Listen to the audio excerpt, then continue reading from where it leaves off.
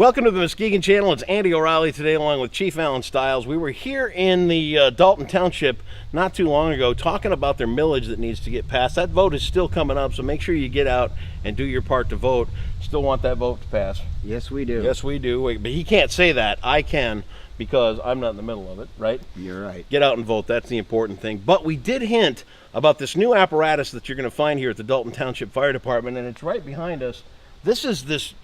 I'm going to let you take it because this thing is pretty overwhelming and it's pretty cool. It is. This is it's called the Saving Our Own prop. And what this prop does is this allows us as firefighters to train in multiple scenarios that we might encounter at a home.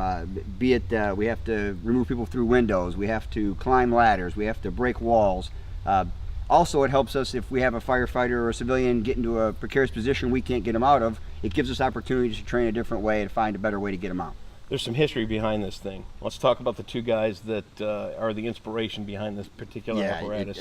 It was quite a few years ago, and we have memorial plaques of those two gentlemen on the board here on the prop. Back in the late 80s, early 90s, we had two firefighters, one from Cincinnati and one from Denver. The Cincinnati firefighter was on a first floor crawling through a house and didn't realize that the floor had given way, and he fell through. And unfortunately, his crew behind him didn't know how to get him out of the floor. They couldn't figure out how to get him out. So he fell from the first floor to the basement. Correct. And they couldn't figure out what they needed to do to how to get him out. The hole was just big enough for him, but too small for a ladder. So they couldn't figure out if they needed to use ropes or a hose. So the Cincinnati drill, the John Nance drill, came to life after John's tragic death to figure out what we needed to do to make it better, to find a different way, and it has made us successful. It really has. We've changed and learned and modified that drill probably 25 different ways now to find different ways to make it better, to make it even better for us. The second one was what's called the Denver drill. Was a firefighter named Mark. He was about 6'4", about 280. He had fallen in a hallway of a business that had been converted and had very narrow hallways. And what unfortunately happened is he couldn't.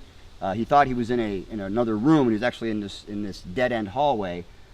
Because of the smoke, he couldn't see out the window. He didn't realize it was there. He unfortunately ran out of air and collapsed. His partners went to go into a window to get him out, and they could not figure out how to lift his true dead weight body up the 36 to 42 inches that a typical window is to get him out of the window to try and save him. So unfortunately, he passed.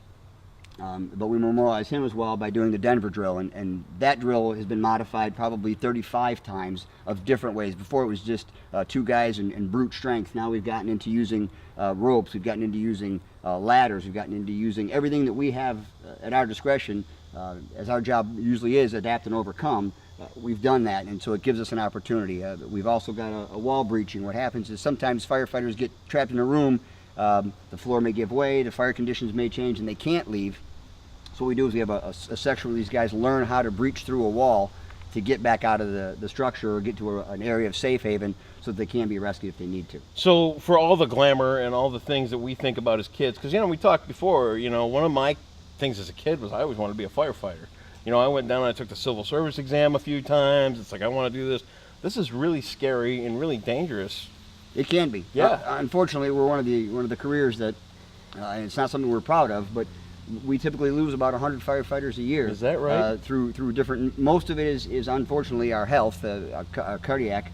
Now you'll see out in the world, we're really finding out that cancer is really getting into us now. Sure. And we have better equipment. We have better stuff that we're doing to protect ourselves from the carcinogens that we go into. In the old days, when we had what we called legacy homes, which were the old stick-built, true stick lumber with the old true cotton and wool fabrics and materials in the homes, they didn't burn as bad. Right. Homes now, with all the stuff we have in them, all the plastics and the carbonates, we're getting hydrogen cyanide at ungodly levels. No kidding. So it really does play a toll on us. Scary stuff. It can be, but again, we train to try and do it right. So this is here for not only your department, but you're going to share this with other departments around. Talk about some of the other people that are going to put this to use. We've opened it up to anybody here in Muskegon County through our Chiefs Association, and said that they're welcome to come down. We just ask they come down, and we train a couple of their people just to know how the prop the prop is to be used.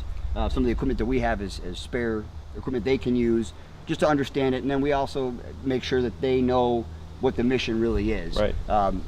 as we spoke before, I'd been contacted by organizations and departments throughout the state of Michigan that have asked me to send them the plans for this. By no means did I invent this product Right. by any means.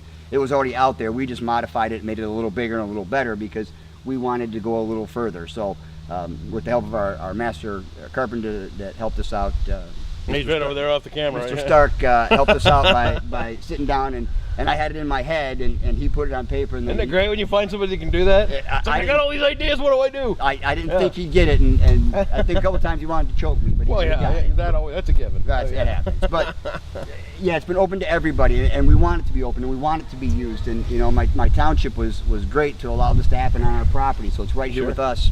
We want it to be used. We don't want this to sit back here. We want the guys and gals to get out. Some of our private training organizations we have a group called the Fools, which is the Fraternal Order of Leatherhead Society. And what that is a group of us that are really into training and wanted to increase ourselves and do better. We have a chapter here in West Michigan that's called the B-Side, and that's just a name because of how we talk about geographically. We don't use north, south, east, and west. Sure. We use the alphabet because it's easier. People get a little discombobulated when they turn around if they're which way they're facing. Yeah, so I know. We use Like an me. alphabet. Yeah, I'm the same way. But what the B-Side did is the B-Side came out and they helped to get us things together, and we've trained on it as a group. There's about 50 of us from basically Ludington, south of Grand Haven, all the way up into Macomb County. We've got all these different firefighters, about 50 of us that trained. A few months ago when we got it together, we came out here and spent all day just beating on it, and guys and gals walked away feeling much better about themselves and about their abilities. And it's a good way for you guys to get together and be fraternal. It is, exactly. It's another one of our little, we call it hot training or hands-on training, where we don't just sit and review books, or we want to actually build the muscle memory. Awesome. So is this going to be on display for like school groups to come and see? Yeah, if anybody, because you're big into that here. Yep, we're all about. We're actually going out next week, 2 weeks after the election. We're going to go out to one of our local daycares. They've asked us to come out and do a little pub ed for them. They're more than welcome to come here when they do. Obviously, we talked before at our fire prevention we have in October. We're going to open that up as well. If people want to come back and look at it and see what it's about, and we can explain it, we'll do that as well. So awesome stuff. As much as we can get it out, we're going to get the word out. All right, we're going to have a demonstration here in just a second. We are. I'll wrap it up with you. Okay. I'll have you guys get out and vote. Remember to get out and vote in this big thing coming up. It's not much you're asking for in the village, and it's essential for Dalton Township Fire. Chief Stiles, keep up the great work. Thank you, Eddie. We'll put on a little display here, and then again, all the details will be on Muskegon channel here. Make sure you get out and vote.